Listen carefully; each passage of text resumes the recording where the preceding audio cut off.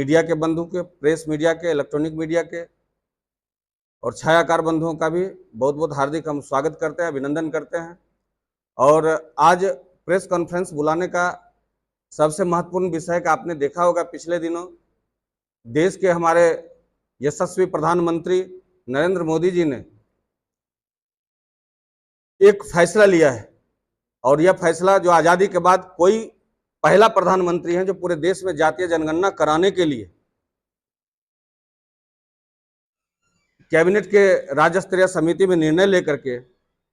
इस बात को आप लोगों के पास जानकारी प्राप्त हुआ होगा।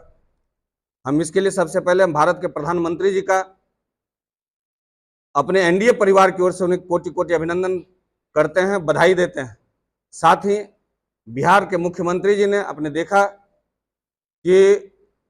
सबसे पहले देश में सबसे पहले जातीय गणना बिहार में करा करके उनका रिपोर्ट भी सार्वजनिक करके उन्होंने देश को यह दिखाया है कि जातीय जनगणना कराने से देश को और राज्य को बहुत लाभ होगा। और माननीय प्रधानमंत्री जी की जोड़ी और नीतीश कुमार जी की जोड़ी ने यह एक बार फिर साबित कर दिया देश में कि इनसे देश के अलावे इन दोनों चेहरा के अलावे और कोई देश स्तर पर नेता मौजूद नहीं है। और विपक्ष के नेता को आप देख रहे हैं लगातार, वो अभी एक ऐसा फैसला आया है जिस फैसला पे सरकार पक्ष के लोग कम खुश हैं और विपक्ष के लोग अधिक खुश हैं। इस बात को आप देखेंगे कि देश का नेता वही होता है जो सत्ता पक्ष और विपक्ष के लोग एक साथ इस फैसले के साथ खड़ा हो, मतलब देश पूरा खड़ा है उसके साथ। इसलिए हम लोग फिर से नरेंद्र मोदी जी को पूर्ण रूप से बधाई देते हैं और यह बधाई के पात्र हैं कि आजादी के बाद किसी प्रधानमंत्री जी ने यह निर्णय किया तो वो हमारे देश के नरेंद्र मोदी जी हैं। उनके साथ हमारे माननीय मुख्यमंत्री जी नीतीश कुमार जी पूरी तरह से खड़े हैं। विपक्ष इसको हमेशा क्रेडिट के रूप में लेना चाहता है, पटाखा वही फोड़ रहा है। यह बात यह नहीं समझ में आता है कि कहते हैं ना कि दूसरे के शादी में मुल्ला दीवाना, है ना, तो ऐसा जो बात होता है यह इसलिए कहना पड़ता है कि आप देख रहे होंगे कि लगातार तेजस्वी यादव जी हो या राहुल गांधी जी हो, विपक्ष के लोग इसको अपने लिए श्रेय के रूप में देश को प्रकट करना चाहते हैं। उसी चीज का आप लोगों को बुला करके हम यह स्पष्ट करना चाहते हैं। एनडीए के साथी सभी प्रमुख साथी यहाँ मौजूद हैं और यह जानना देश को बहुत जरूरी है कि जातीय गणना कराने का फैसला जनगणना के साथ जो आप देख रहे थे पेंडेमिक सिचुएशन में रुका हुआ था। 2021 से जनगणना प्रारंभ होना था, लेकिन जब कोरोना काल के बाद जातीय जनगणना प्रारंभ किया गया और यह निर्णय आज हमारे देश के प्रधानमंत्री जी ने पूरे देश में, जो कि जिसको कि बहुत सारे प्रधानमंत्री बने देश में, किसी ने यह हिम्मत नहीं जुटा पाया कि पूरे देश में एक एक जाति के लोगों का गिनती कर सके और उन लोगों को गिनती कर सके जो भारत के विकास में अपनी भूमिका अदा करते हुए भी अभी भी समाज के अंतिम पायदान पर खड़े हैं, हाशिए पर खड़े हैं। उनको समाज के मुख्य धारा में लाने के लिए हमारे प्रधानमंत्री जी पूरी तरह से नरेंद्र मोदी जी तैयार हैं और हमारे माननीय मुख्यमंत्री जी ने जो देश को आईना दिया था जातीय गणना करा करके, उसे आज देश मॉडल के रूप में अपनाया है। इसके लिए हम माननीय मुख्यमंत्री जी का भी हृदय से बहुत बहुत आभार प्रकट करते हैं कि उन्होंने यह फैसला करके देश को एक देश में लागू करने के लिए माननीय नरेंद्र मोदी जी पूरी तरह से उनकी बातों से सहमत है। पैक्सों के माध्यम से हमारा जो लक्ष्य था 45 लाख मीट्रिक टन, उस पर 88% उपलब्धि हासिल हुई है। अभी गेहूं का हम खरीद कर रहे हैं। 1 अप्रैल से 15 जून तक गेहूं की प्राप्ति की जा रही है। आगे एक बड़ी योजना हम लाए हैं सब्जी का, और राज्य में एक और जहां पर धान गेहूं के अलावा मक्का और तिलहन दलहन का उत्पादन बिहार में किसान भाई हमारे करते हैं, वहीं पर सब्जी भी बड़ी मात्रा में सब्जी का उत्पादन होता है। तो बिहार की सरकार ने जिस जानकारी मिली, सरकार को सब्जी काफ़ी बर्बाद हो रहा है, किसानों को सही दाम नहीं मिल रहा है। उसी को लेकर हम लोगों ने एक संस्था बनाया है सहकारिता विभाग ने, बिहार राज्य सब्जी प्रोसेसिंग एंड मार्केटिंग फेडरेशन बनाया गया है। उसके माध्यम से राज्य के सभी प्रखंडों में हम समितियों का गठन कर रहे हैं और उस गठन के बाद अध्यक्ष निर्वाचित हो रहे हैं, किसान समिति के सदस्य रहे जाकर,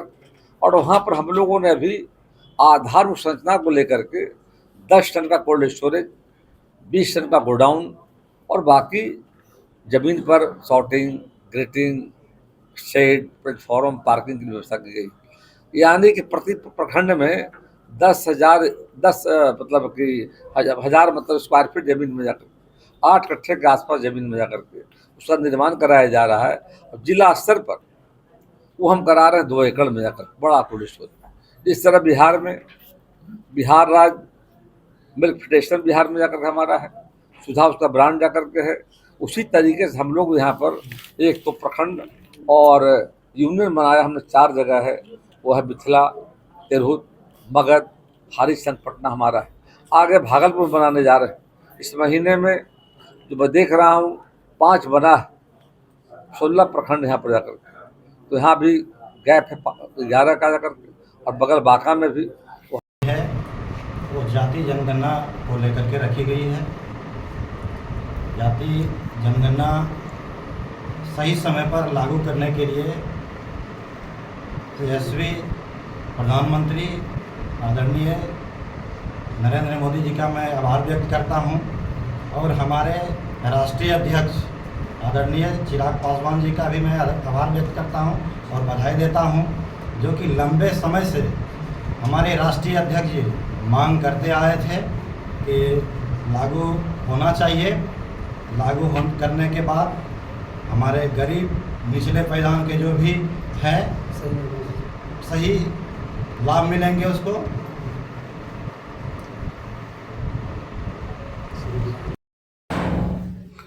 बताइए। सबसे पहले आप लोग को आने के लिए तहे दिल से शुक्रिया। आज हम लोग प्रेस कॉन्फ्रेंस जातीय जनगणना को लेकर रखे हैं। हमारे देश के आदरणीय प्रधानमंत्री, यशस्वी प्रधानमंत्री नरेंद्र मोदी जी ने ये जातीय जनगणना जो लागू की है,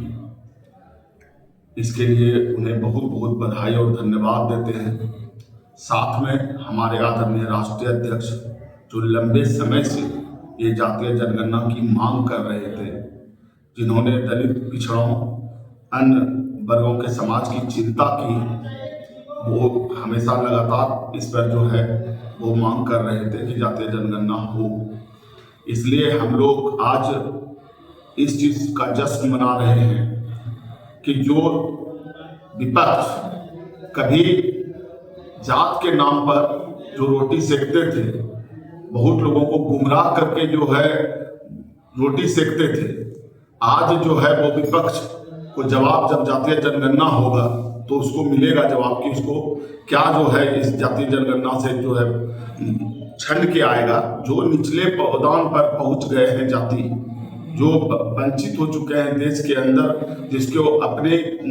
मतलब जो है साख बचाने के लिए वो दर दर ठोकर खा रहे हैं, निश्चित रूप में वो सब लोग समाज के साथ जुड़ेंगे और जिसकी जितनी भागीदारी उसको उतनी हिस्सेदारी जो स्लोगन है, तो निश्चित रूप में जो है वो अब लगता है कि निश्चित रूप में सभी जाति को वो चीज मिलेगी। ये मतलब कि जाति जनगणना होने के बाद जाति जिस तरह की होगी उनको उस हिसाब से आरक्षण मिलेगा, उनको उतना फायदा मिलेगा, आपका ये कहना है? निश्चित रूप में वो सभी लोग को क्या है कि बहुत से जाति हमारे देश में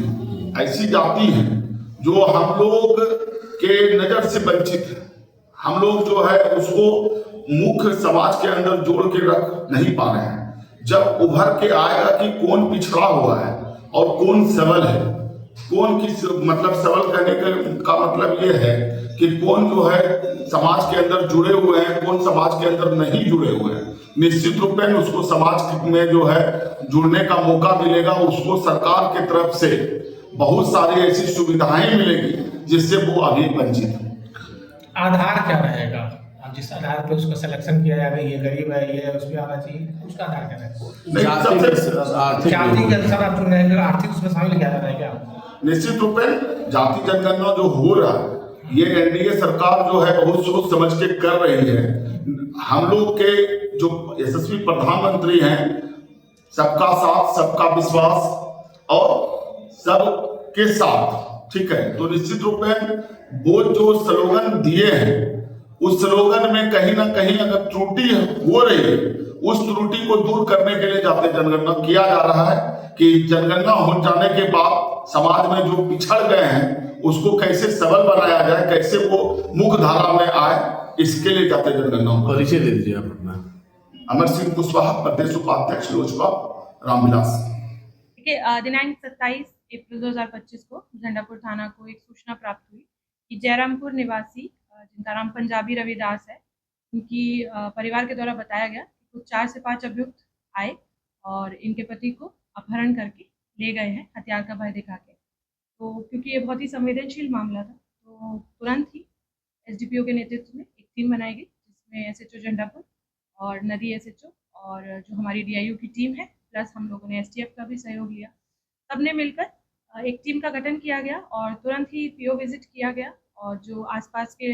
जो लोग थे, जो वादी के परिवार था, उन लोग की स्टेटमेंट्स ली गई और आगे कांड का अनुसंधान प्रारंभ किया गया। इस संबंध में थाना में, झंडापुर थाना में जो थाना कांड संख्या है 64/25 दर्ज किया गया, अनुसंधान प्रारंभ किया गया। इसी टीम के जो द्वारा है बहुत अच्छी आसूचना संकलन किया गया और टेक्निकल एविडेंस पे भी हम लोगों ने काम किया और इसी के आलोक में महज 48 आवर्स के अंदर हम लोगों ने जो अपहरित पंजाबी रविदास है उसको हम लोगों ने बरामद किया और बरामद के दौरान उसको हम लोगों ने मधेपुरा जिला के चौसा थाना अंतर्गत लौवा लगान से हमने उसे बरामद किया और वहीं पे ही कांड में संलिप्त 3 अपराधी जिनका नाम है मोहम्मद आफ्ताब आलम, मोहम्मद अली और मनीष कुमार को भी, जिस गाड़ी का इस्तेमाल किया गया था जिससे उसको लेकर जाया गया था अपहरण के दौरान, उसको भी हम लोगों ने सीज किया है। और अनुसंधान में जो और अभियुक्त इसमें शामिल हुए थे, जिसमें एक का नाम है रमेश मंडल और एक का नाम है राजा कुमार, इन लोगों को भी हम लोगों ने जिला मधेपुरा के लौवा लगान से गिरफ्तार किया है। तो कुल हम लोगों ने 5 अभियुक्तों को गिरफ्तार किया है और 5 अपराध कर्मियों ने अपने जो इसमें संलिप्तता है उसको स्वीकार किया है और इन लोग के द्वारा बताया गया कि जो ये हमारा पंजाबी रविदास है जिसको अपहरित है, जिसको अपहरण किया गया था, उसका, उसके बेटे का एक अभियुक्त है जो इसी केस में अभी फिलहाल फरार है, जिसका नाम है गुरुदेव मंडल उर्फ सनोज। इन लोग के बीच में पैसे को लेकर लेन देन थी और इसी के उसमें इस अपहरित को इन लोग के द्वारा इस तरह अपहरण किया गया और इस घटना को अंजाम दिया गया है। इस कांड में जो ये फरार अभियुक्त है इसकी भी हम लोग लगातार अभी छापेमारी कर रहे हैं, हम लोग उसको भी जल्द से जल्द गिरफ्तार करेंगे। जो अपहरित है उसका हम लोग ने 164 का बयान कराने के लिए कोर्ट में भेज दिया गया है और जो बाकी के 5 अभियुक्त हैं इन लोग को भी विधिवत आगे भेजा जा रहा है। इसमें जो शामिल टीम है उन लोग को पुरस्कार दिया जाएगा, बहुत ही अच्छा काम हुआ है और इस केस में जल्द से जल्द गिरफ्तारी करके, क्योंकि ये बहुत ही संवेदनशील केस था, तो हम लोग इसमें स्पीडी ट्रायल भी करवाएंगे और अभियुक्तों को ज़रूर इसमें हम लोग सजा भी करवाएंगे। बरामदगी में साथ में हम लोगों को 2 मोबाइल और जो घटना में प्रयुक्त कार थी उसको भी हम लोगों ने बरामद करके जब्त किया। कितने रुपए के लेन देन? देखिए, करीब हम लोगों को जो अनुसंधान में आया है करीब 6.5 लाख रुपए की बात बताई जा रही है, बट इसको हम लोग अभी अनुसंधान का पार्ट है, हम लोग इसको अभी वेरीफाई कर रहे हैं। अभी ब्याज पर काम करते देखिए, ये आपस में इन लोगों का पैसा का लेन देन था, अभी किस चीज को लेकर था ये अनुसंधान का पार्ट है, हम लोग इसको वेरीफाई करेंगे।